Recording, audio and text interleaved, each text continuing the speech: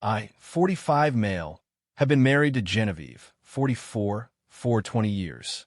For most of that time, our dynamic seemed to work. I built a career in sustainable technology, a field that requires quiet, intense focus. I was the engine, working away below deck. Genevieve was the charismatic captain on the bridge, steering us through the social events and networking that built our brand. The narrative was simple. I was the quiet nerd who got lucky, and she was the brilliant socialite who elevated me. My success, when it began to accelerate, didn't change this. It just gave her a more impressive ship to command. My awards became her social currency. I told myself it was teamwork, never noticing the water around me was slowly coming to a boil. Her 25th university reunion was her Super Bowl. It was her alma mater, the stage for her victory lap, a chance to showcase the perfect life she had curated. The planning was exhaustive.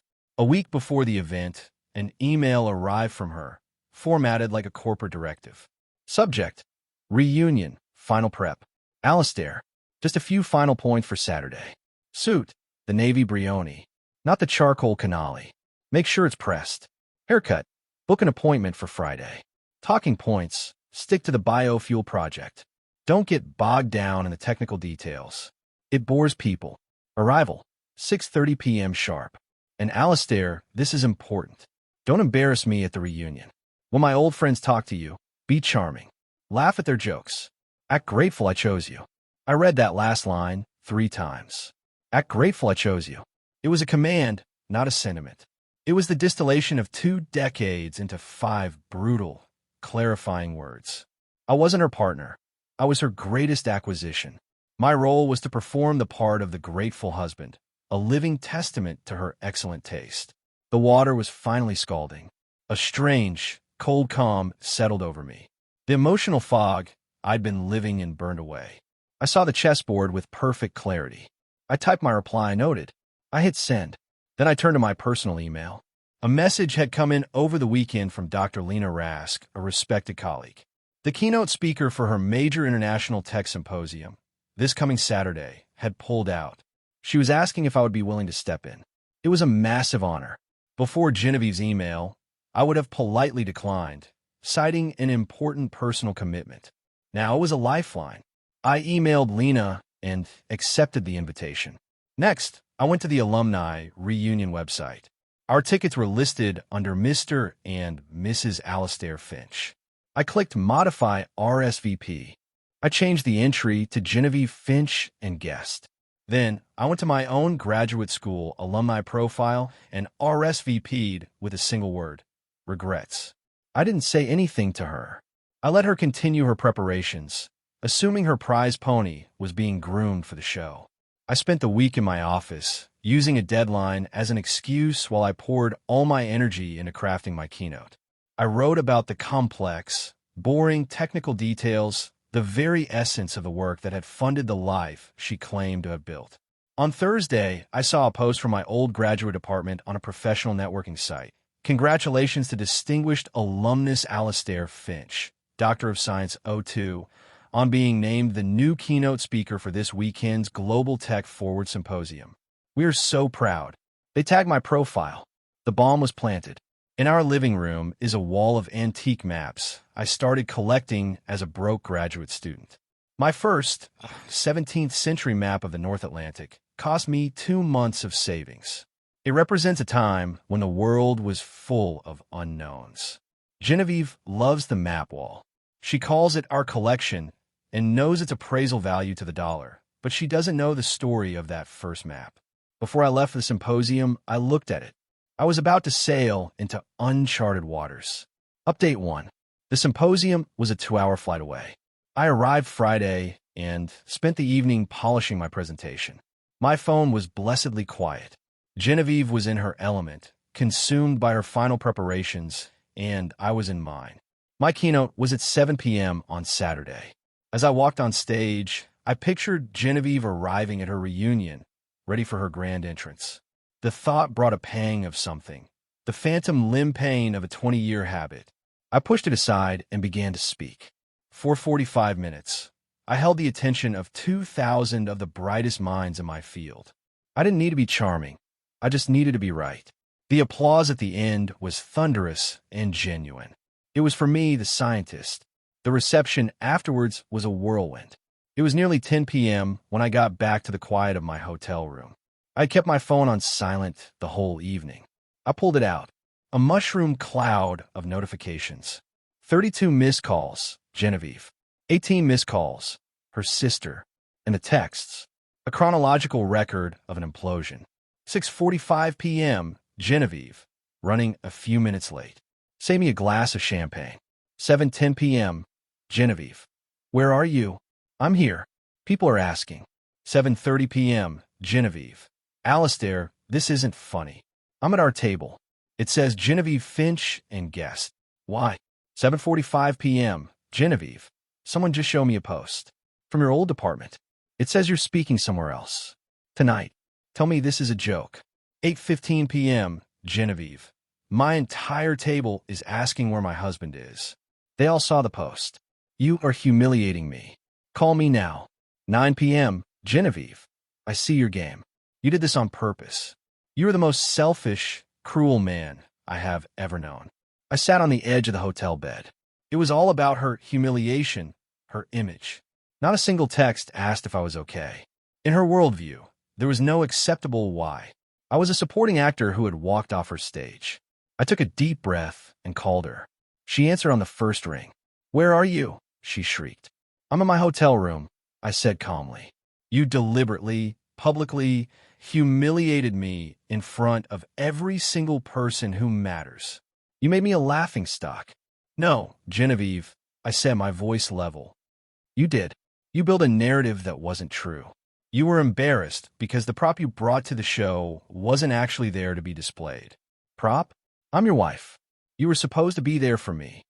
I was supposed to act grateful you chose me, I replied. I've been acting for a very long time. General, I'm not grateful. So I decided to stop acting. There was a choked silence.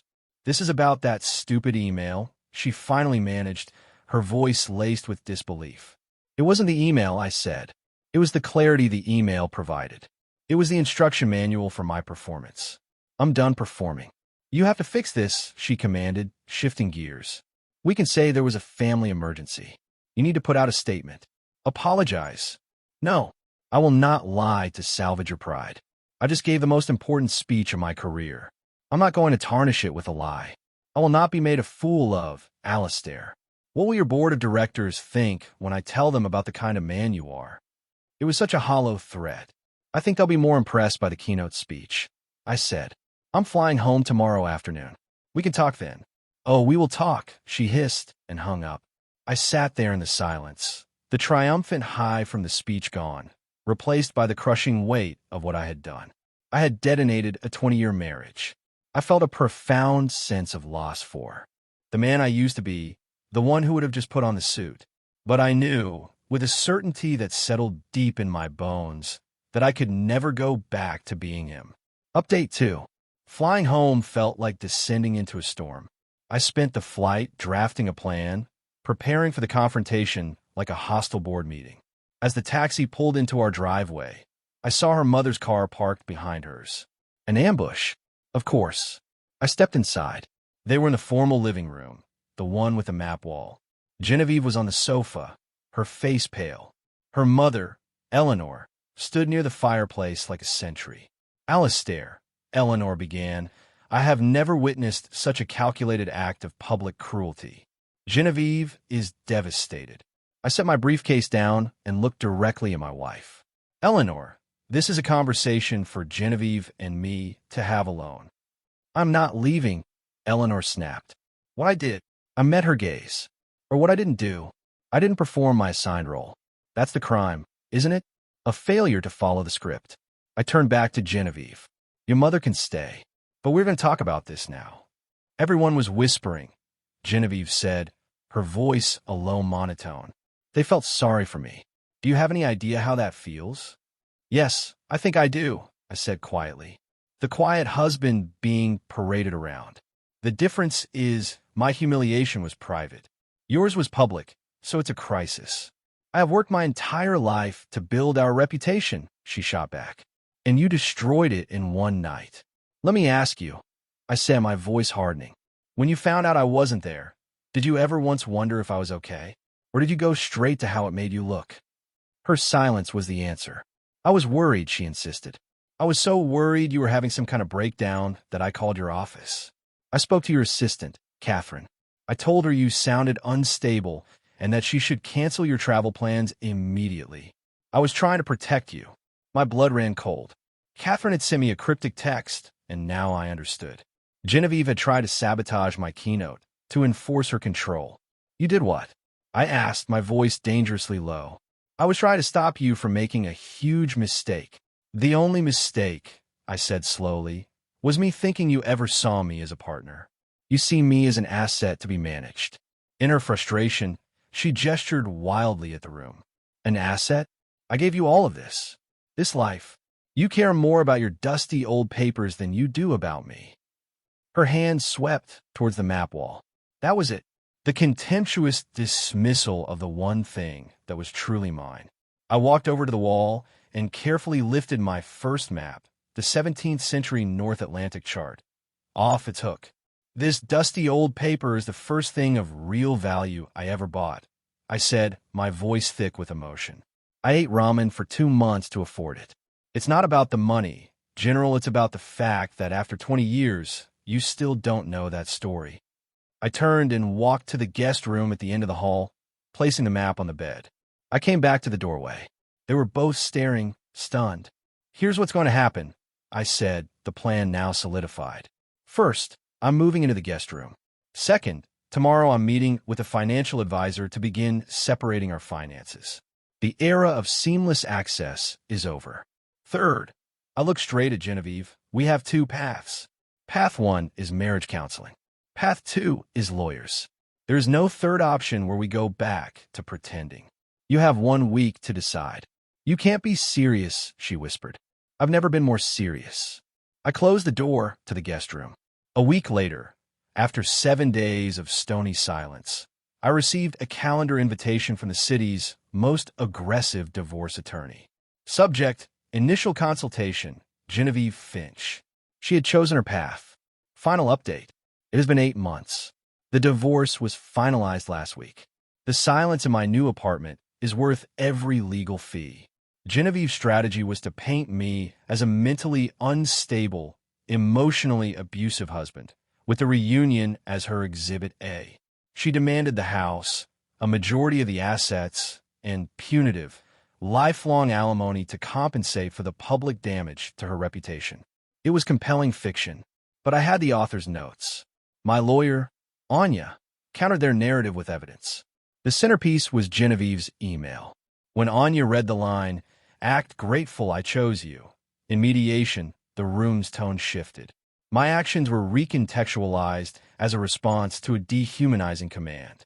The second blow was a sworn statement from my assistant, Catherine, detailing Genevieve's call attempting to sabotage my travel.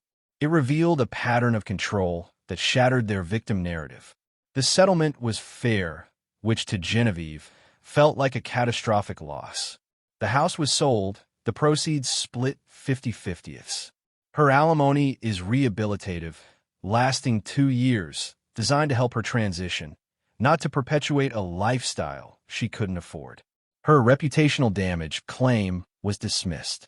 The aftermath for her has been a harsh collision with reality. She's in a small condominium, a significant step down. Her social circle, built on the foundation of my success, has largely evaporated. She's left with her job, her mother's cloying support, and the consequences of her choices. As for me, I'm excavating myself from the rubble of a 20-year narrative. I live in a modern downtown apartment. The wall opposite my desk is now the map wall, with my first chart in the center, a daily reminder of my journey. The keynote was a turning point, opening doors I never knew existed. I'm defined by my work now, not by my marriage.